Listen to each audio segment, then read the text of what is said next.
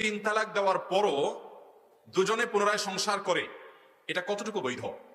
আল্লাহ রাব্বুল আলামিন কোরআনে হাকিমে বলেছেন, ফাইন তাল্লাকাহা ফালা তাহিল্লু লাহু মিন বা'দু হাত্তা তানকিহা যাওজান গায়রা।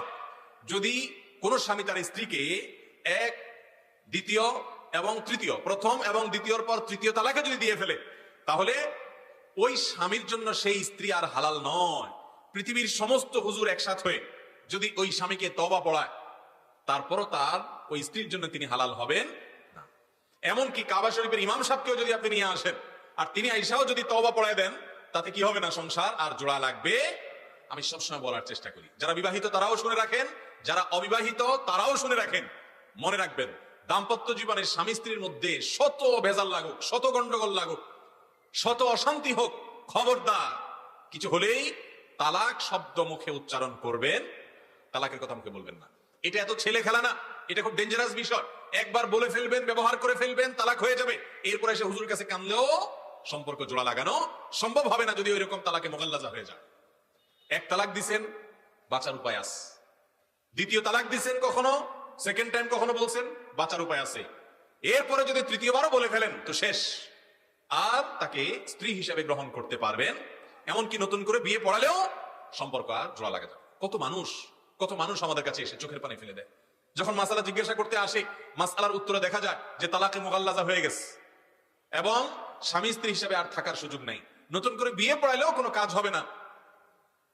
এই মাসালা শোনার পর এক দুটা বাচ্চাও আল্লাহ দিয়ে দিছে, সুন্দর সংসার।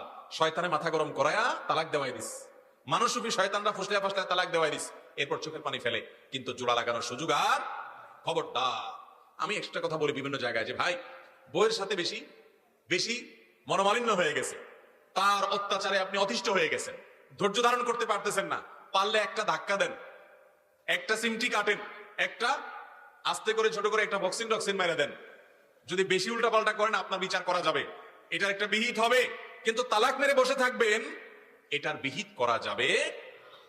কথায় কথায় তালাক, এটা ছোট লোকরা দেয়। অনেক ছোট লোক স্বামী আছে, কিছু হলেই কথায় কথায় তালাক দেয়। আবার ছোট লোক কিছু বউ আছে, কিছু হলেই গাট্টি বসকা ঠিক করে বলে বাবার বাড়ি গেলাম। এই দোনোটাই ছোট লোক। এই দোনোটাই কি?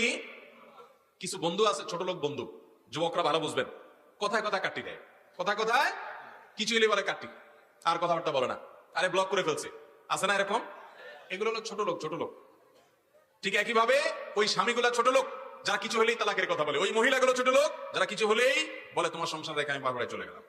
কি বাবা, একটা সম্পর্ক এমনি হয় না, বিধায় খুব সাবধান থাকতে হবে। তৃতীয় তালাক যদি হয়ে যায়, তারপর ওই মহিলার অন্য কোথাও বিয়ে হলে, সেই স্বামী তাকে কখনো তালাক দিলে, কিংবা সেই স্বামী মারা গেলে, তারপর ওই আগের স্বামী যিনি তিনটা তালাক দিয়ে ফেলেছিলেন, তিনি চাইলে আবার নতুন করে বিয়ে হতে পারে। কিন্তু এত দূর এত কেন কিন্তু পার হওয়ার পরে, সেটা আবার এই কন্ট্রাক্ট ম্যারেজের মাধ্যমে না, সেটা আবার এই তথাকথিত হিল্লা বিয়ের মাধ্যমে না। হিল্লা বিয়ে যে পড়ে, যে পড়ায়, যার জন্য করা হয়, এদের সকলের প্রতি লানত বর্ষণের বদদোয়া করেছেন নবী করিম সাল্লাল্লাহু আলাইহি ওয়াসাল্লাম। বিধায় অভিশপ্ত কাজ কোন মুসলমানের জন্য জায়েজ হতে পারে না।